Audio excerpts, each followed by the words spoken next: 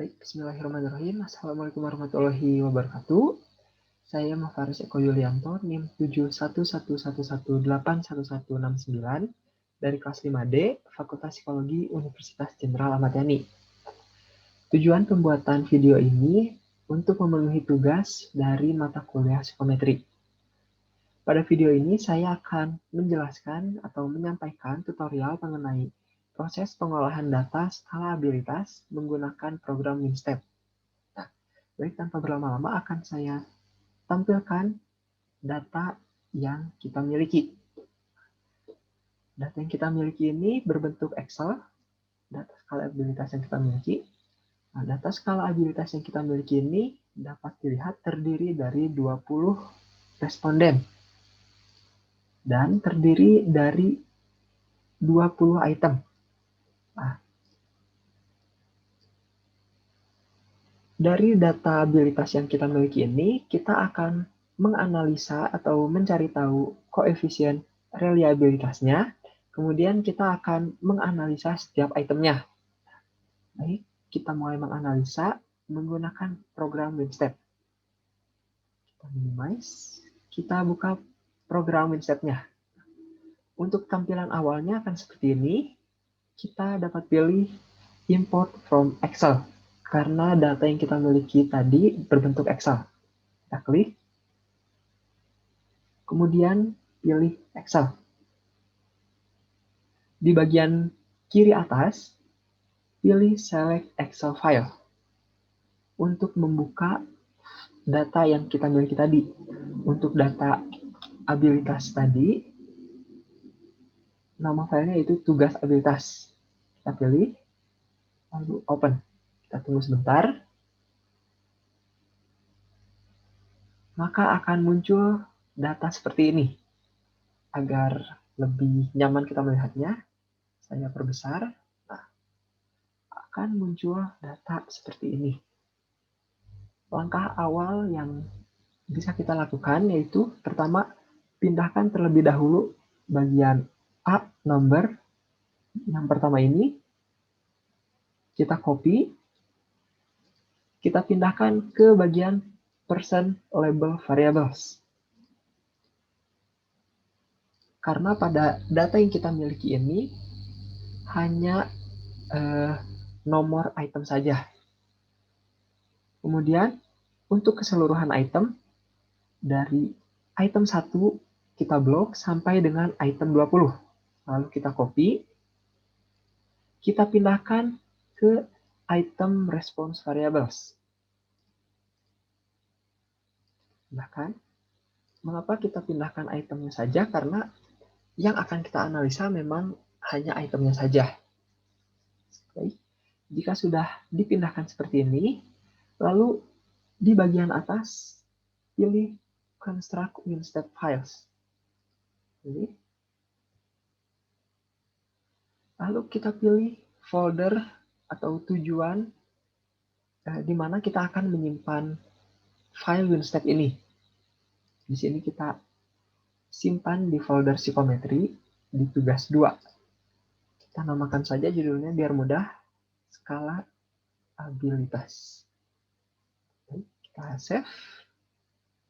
Kita tunggu sebentar, maka jika sudah tersimpan dengan benar, akan muncul tampilan seperti ini. Jika muncul seperti ini, cukup close. Lalu untuk data ini, kita close saja, tidak apa-apa. Dan kita kembali ke layar awal pada aplikasi WinStep. Untuk membuka folder yang telah kita simpan tadi, caranya di bagian sini, kita cukup enter 1 kali, klik, maka WinStep akan otomatis mengarahkan kepada file di mana tadi yang telah kita simpan. Untuk data yang telah kita simpan tadi, yaitu judulnya skala abilitas, kita pilih yang ini, lalu kita pilih open. Untuk membukanya, kita enter 2 kali. 1, 2. Kita tunggu sebentar, maka akan muncul data seperti ini. Untuk mulai menganalisa dari data yang telah kita peroleh ini, Caranya di bagian atas, pilih di Output Tables, kita klik, lalu pilih Summary Statistik. Nah, maka akan muncul tampilan seperti ini.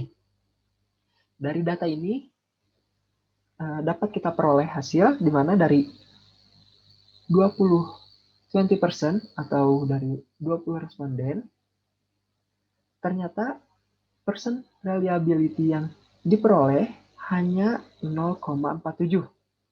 Ternyata itu tidak cukup konsisten, di mana seharusnya apabila ingin dikatakan konsisten, maka parameternya harus lebih atau sama dengan 0,7. Maka untuk persen reliability-nya bisa dikatakan kurang konsisten. Kemudian untuk Cronbach alpha-nya dapat kita lihat di bawah sini. Saya blok. Untuk Cronbach alpha-nya di sini tertulis 0,49. Ternyata untuk alpha Cronbach reliability-nya ini juga kita ketahui kurang reliabilitas atau kurang konsisten. Kemudian di tabel yang bawahnya, summary of 15 measured item. Mengapa hanya 15 item yang diukur? Kita scroll lagi ke bawah, ternyata ada 5 item yang skornya ekstrim, terlalu besar. Maka Winstead akan secara otomatis memisahkan item yang skornya ekstrim atau terlalu besar atau terlalu rendah. Maka apabila kita tidak mengikutsertakan 5 item ini, menjadi hanya 15 item dari 20 item yang kita miliki. Nah, dari 15 item yang diukur, ternyata item reliability-nya itu sebesar 0,78. Ternyata untuk item reliability-nya ini sudah konsisten, karena sudah di atas melebihi sama dengan 0,7. Kemudian di tabel yang terakhir, di sini tertulis 20 measured extreme and non-extreme item. Pada tabel ini mengukur keseluruhan item yang kita miliki. Jadi untuk 5 item yang memiliki skor ekstrim ini, oleh Winstead juga ternyata dimasukkan untuk bisa kita ukur item reliability-nya. Ternyata apabila 5 item itu dimasukkan untuk kita ukur, item reliability-nya kita peroleh sebesar 0,71. Ternyata walaupun 5 item tersebut dimasukkan, item reliability-nya ini masih cukup konsisten, di mana masih melebihi atau sama dengan dari 0,7. Nah, baik. Dari hasil koefisien reliabilitas yang kita cari, dapat kita peroleh bahwa persen reliability-nya yaitu sebesar 0,47. Kemudian untuk item reliability-nya saya gunakan yang ini. Saya gunakan 20 item atau saya gunakan keseluruhannya. Nah, item reliability-nya yang kita peroleh yaitu 0,71. Kemudian untuk alpha Cronbach reliability-nya diperoleh sebesar 0,49. Baik, untuk langkah awal mencari hasil koefisien reliabilitasnya sudah selesai, maka kita akan lanjut menganalisa setiap itemnya. Nah, bagaimana cara memeriksanya? Itu kita kembali ke lembar awal Winstead, yaitu ini. Lalu di bagian atas, kita pilih Output Files, kita pilih Item File Infinite. Nah, untuk output file type, kita membutuhkan output tipenya itu berbentuk Excel. Maka kita pilih Excel di sini, kita pilih. Kemudian kita pilih Convert Numerical Labels to Numbers, karena kita membutuhkan angka. Kita klik. Kemudian untuk ada dua pilihan. Yang pertama Excel decimal point dan yang kedua ada Excel decimal comma. Nah, itu merupakan pembatas desimal yang berlaku pada laptop atau PC dari rekan-rekan. Apabila laptop atau PC rekan-rekan pembatas desimal di Excel-nya menggunakan titik, maka rekan-rekan bisa memilih Excel decimal point. Apabila laptop atau PC rekan-rekan pembatas desimal pada Excel-nya yaitu menggunakan koma, maka rekan-rekan bisa pilih Excel decimal koma. Nah, kebetulan laptop yang saya gunakan untuk pembatas desimalnya itu menggunakan koma, maka saya pilih yang ini. Baik, jika sudah selesai, kita pilih OK. Kita tunggu sebentar. Di bawah sini tertulis Excel will activate soon. Please continue. Tidak lama, nah di sini sudah terlihat untuk file Excel-nya sudah berkedip-kedip. Itu tandanya dari program Winset ini sudah memberikan data yang kita inginkan dalam bentuk Excel. Baik, kita buka. Nah, data yang kita peroleh seperti ini. Nah, dengan menggunakan data ini, kita akan menganalisa setiap itemnya. Di mana kegunaan menganalisa setiap item ini adalah untuk mencari tahu item mana saja yang masih layak digunakan atau memenuhi kriteria yang diharapkan dengan melihat tingkat kesulitannya, kesesuaian itemnya, dan juga daya bedanya. Baik, di sini dengan menggunakan data ini, kita akan pindahkan ke template yang telah saya miliki. Kita buka template-nya. Inilah template yang saya miliki. Agar lebih mudah, kita bagi dua tampilannya.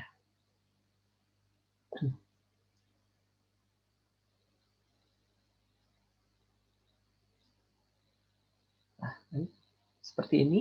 Nah, di sebelah kiri adalah template analisa abilitasnya, dan di sebelah kanan adalah data yang kita peroleh dari Winset tadi.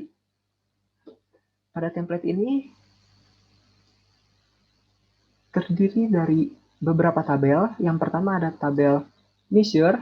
Nah, untuk tabel measure ini masih kosong. Kita isikan dari data Winset yang kita peroleh ini, dari tabel measure, kita blok dari item 1 sampai item 20, kita copy, lalu kita pindahkan ke kolom template measure ini.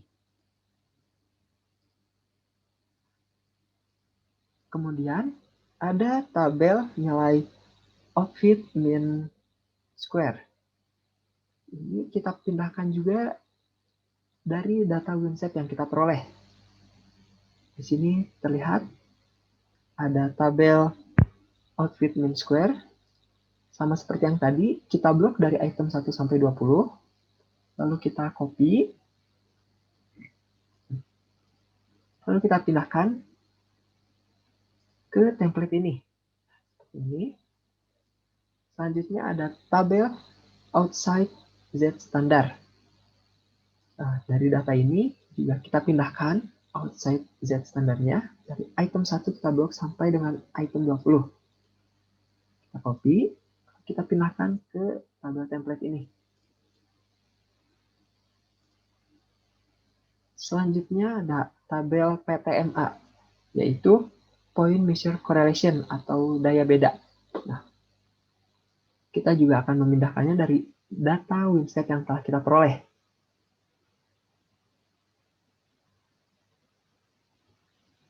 Nah, di sini terlihat ada tabel PTMA.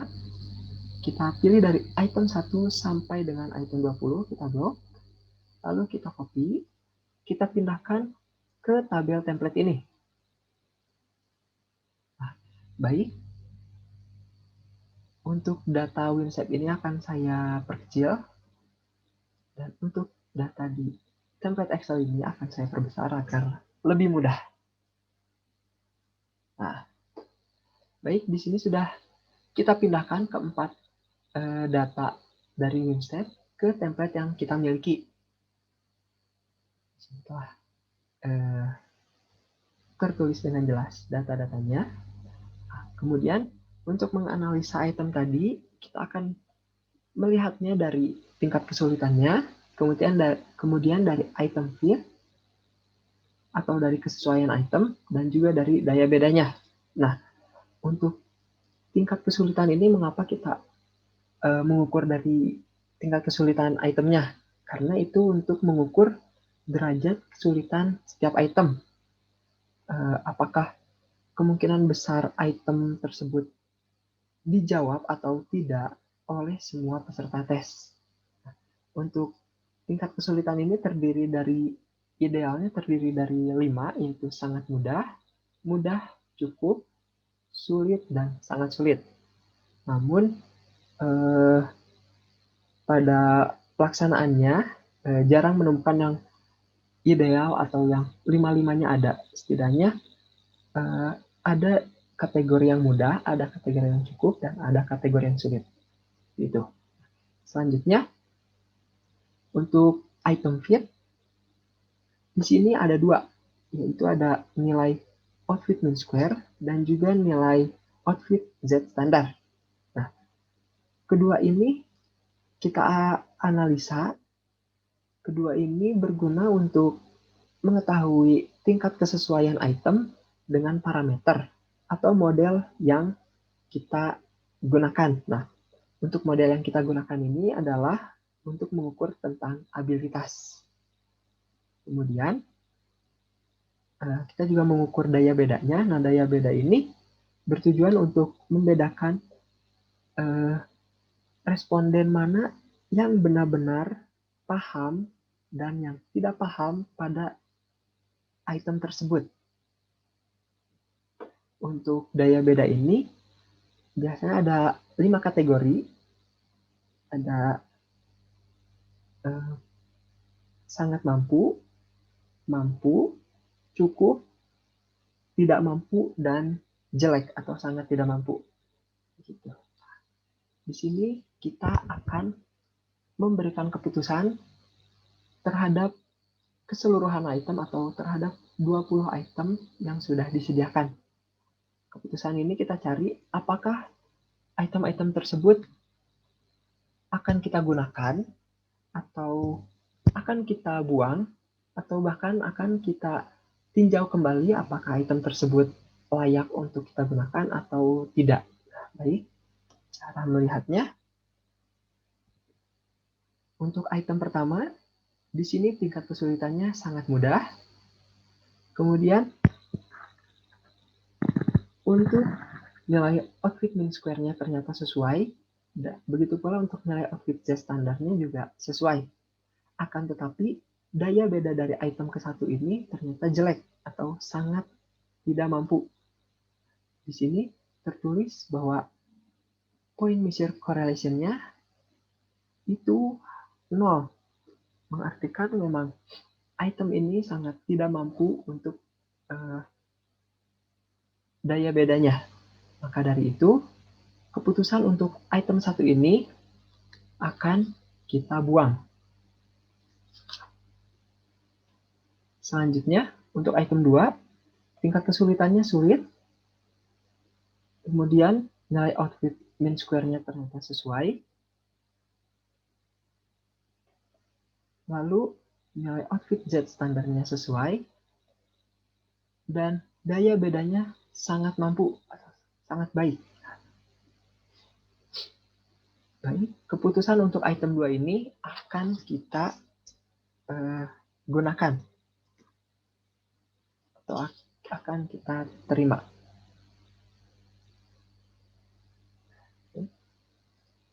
Nah, maksud dari tingkat kesulitan ini, di mana ada sangat mudah, itu berarti banyak responden yang dapat menjawab item tersebut dengan benar. Apabila sulit, maka cukup banyak responden yang menjawab salah pada item tersebut. Baik, kita lanjutkan ke item 3. Tingkat kesulitannya yaitu sangat mudah, akan tetapi nilai outfit mean square-nya tidak sesuai, begitu pula dengan nilai outfit Z standarnya tidak sesuai. Dan untuk daya beda dari item 3 ini ternyata jelek. Baik, keputusan untuk item 3 ini maka akan kita buang. Untuk lebih memudahkan melihatnya, pada item yang dibuang akan saya beri warna merah.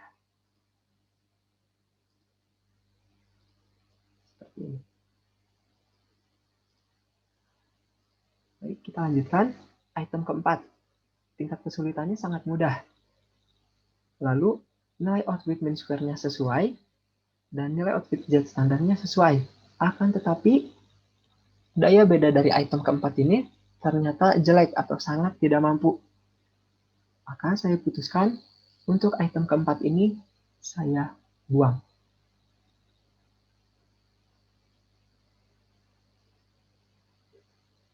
Kita lanjut item yang kelima. Di sini tingkat kesulitannya sangat sulit. Nah, lalu nilai outfit min square-nya sesuai, begitu pula dengan nilai outfit Z standarnya juga sesuai, dan daya beda dari item ini ternyata sangat mampu atau sangat baik. Dan juga kita belum memiliki kategori item yang sangat sulit. Maka dari itu saya memutuskan item kelima ini saya terima atau gunakan. Baik. Untuk item ke-6, di sini tingkat kesulitannya sangat mudah.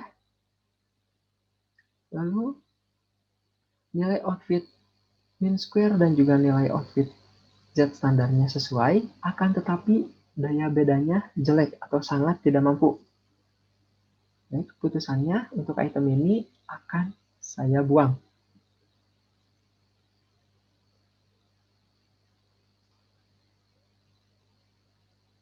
Kita lanjutkan. Untuk item 7, tingkat kesulitannya sangat sulit.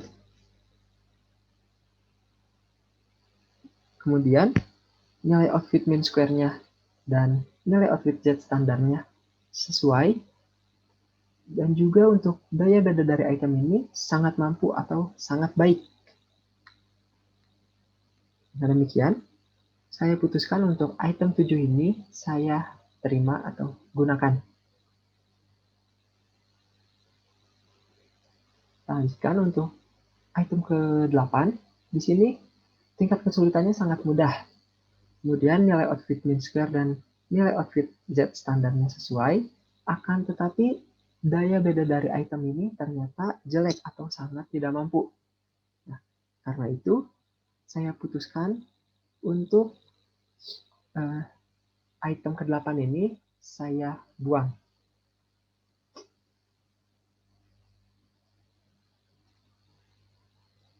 Kita lanjutkan ke item 9. Di sini tingkat kesulitannya sangat sulit. Lalu nilai outfit min square dan juga outfit Z standarnya sesuai. Kemudian daya beda dari item ini sangat mampu atau sangat bagus. Nah, melihat hasil dari item ini cukup bagus, maka saya putuskan untuk menggunakan atau menerima item ini. Lanjutkan ke item 10. Item 10 di sini tingkat kesulitannya sangat mudah. Nilai outfit min square dan juga nilai outfit Z standarnya sesuai, akan tetapi daya beda dari item ini ternyata jelek atau sangat tidak mampu. Maka saya putuskan untuk membuang item ini.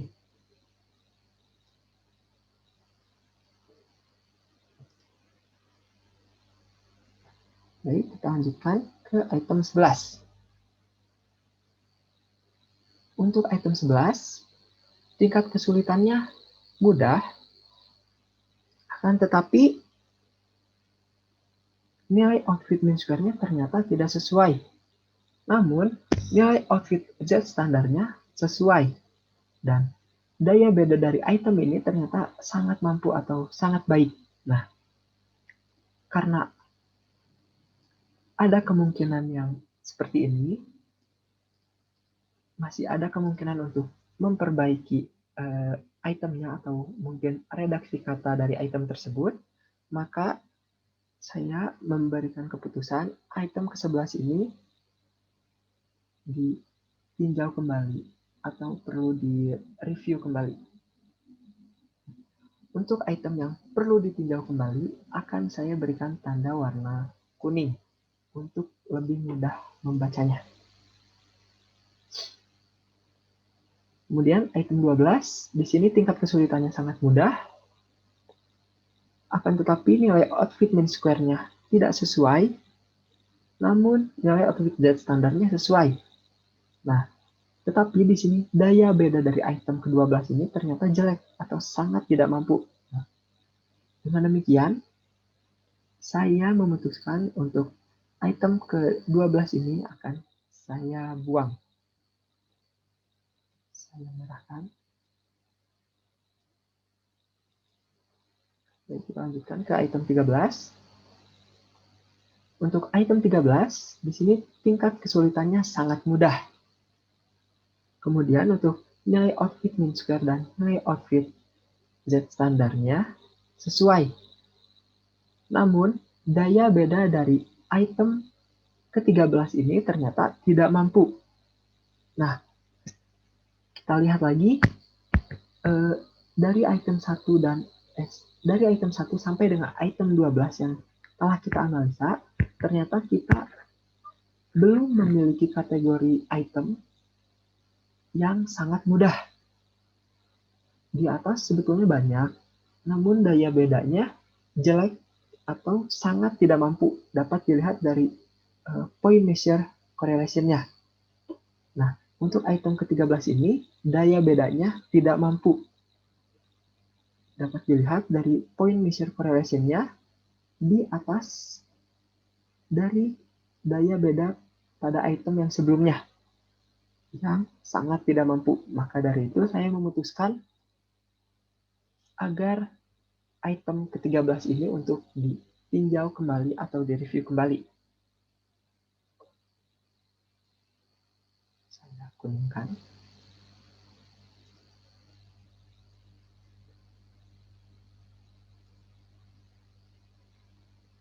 Untuk item 14, hasilnya sama seperti item 13, kategorinya tingkat kesulitannya sangat mudah. Lalu untuk item fit-nya keduanya sesuai, dan daya bedanya ternyata tidak mampu. Demikian sama, saya memberikan keputusan untuk meninjau kembali atau mereview kembali item ke-14 ini.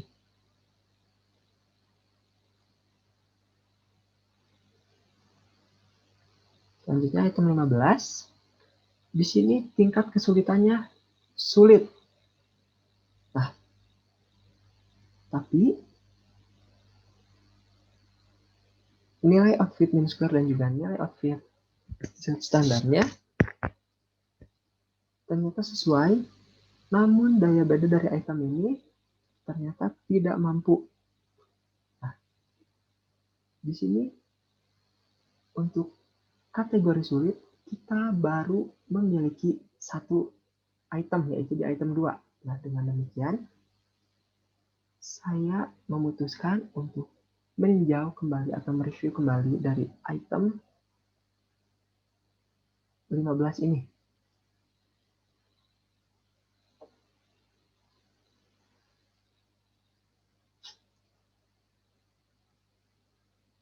Kemudian item 16, tingkat kesulitannya sangat sulit. Untuk item fit-nya keduanya ternyata sesuai, namun daya beda dari item 16 ini ternyata tidak mampu. Nah, karena pada item sebelumnya di item 5, item 7 dan item 9 kita telah memiliki kategori soal yang sangat sulit, namun ketiga item tersebut daya bedanya sangat mampu atau sangat baik. Maka untuk ke item 16, saya memutuskan untuk meninjau kembali atau mereview kembali item ke-16 ini. maksud dari item yang perlu ditinjau kembali atau direview kembali itu untuk lebih meyakinkan apakah item tersebut tetap cocok atau tetap layak untuk kita pergunakan atau tidak perlu kita gunakan. Jadi apabila kita gunakan kembali itu boleh, dan apabila kita tidak gunakan itu tidak apa-apa. Itu kita lanjutkan ke item 17. Di sini tingkat kesulitannya sangat sulit.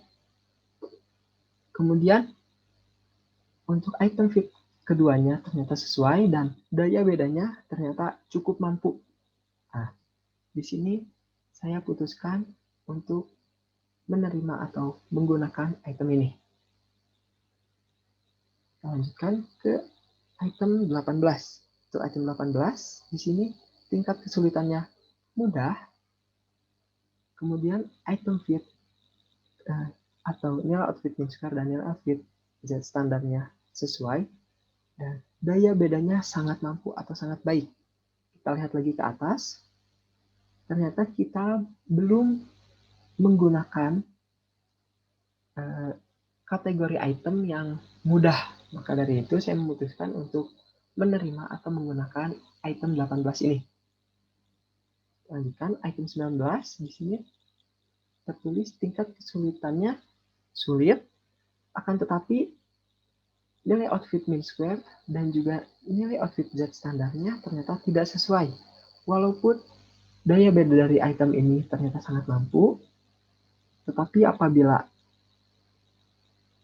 tidak sesuai maka itu percuma. Jadi saya putuskan untuk item 19 ini akan saya buang. Kita nyalakan. Nah, terakhir item 20, di sini tertulis tingkat kesulitannya mudah. Lalu item fit, nilai outfit min square dan juga nilai outfit Z standarnya sesuai keduanya. Kemudian daya beda dari item 20 ini ternyata cukup mampu. Dengan demikian saya putuskan untuk item 20 ini akan saya terima atau gunakan. Baik, dengan demikian kita simpulkan berdasarkan analisa item dari skala abilitas ini bahwa dari 20 item yang kita miliki atau yang telah kita konstruksikan, ternyata ada 7 item yang digunakan, 5 item yang perlu ditinjau kembali, dan 8 item yang dibuang. Nah, kemudian dari item yang telah diberi keputusan akan digunakan, pada kategori mudah ada 2 item yang digunakan, lalu pada kategori sulit ada 1 item yang digunakan, dan pada kategori sangat sulit ada 4 item yang digunakan. Lalu pada item yang perlu ditinjau kembali atau direview kembali ada 1 item dengan kategori mudah, 2 item dengan kategori sangat mudah, 1 item dengan kategori sulit, dan 1 item dengan kategori sangat sulit. Dengan harapan untuk kategori sangat mudah ini dapat kita gunakan karena pada item yang telah kita tentukan untuk kita gunakan belum ada kategori yang sangat mudah. Kemudian pada item yang dibuang ada 7 item dengan kategori sangat mudah dan ada 1 item dengan kategori sulit. Nah, baik, begitu untuk proses pengolahan data skalabilitas. Untuk mencari tahu reliabilitas dari data ini, kemudian mengetahui atau menganalisa dari setiap item-itemnya. Baik, mudah-mudahan video ini dapat membantu rekan-rekan dalam penggunaan step. Dan apabila kesimpulan atau hasil dari analisa yang telah saya sampaikan tadi masih tidak jelas, bisa rekan-rekan perlambat videonya atau rekan-rekan ulangi kembali. Baik, mungkin cukup sekian video tutorial kali ini. Saya ucapkan terima kasih. Apabila rekan-rekan merasa terbantu, silahkan like video ini. Dan apabila rekan-rekan merasa tidak suka dengan video ini, tidak apa-apa, dislike aja. Lalu apabila ada pesan-pesan untuk saya terkait video ini, bisa rekan-rekan komen di kolom komentar di bawah. Oke. Terima kasih. Saya tutup. Wassalamualaikum warahmatullahi wabarakatuh.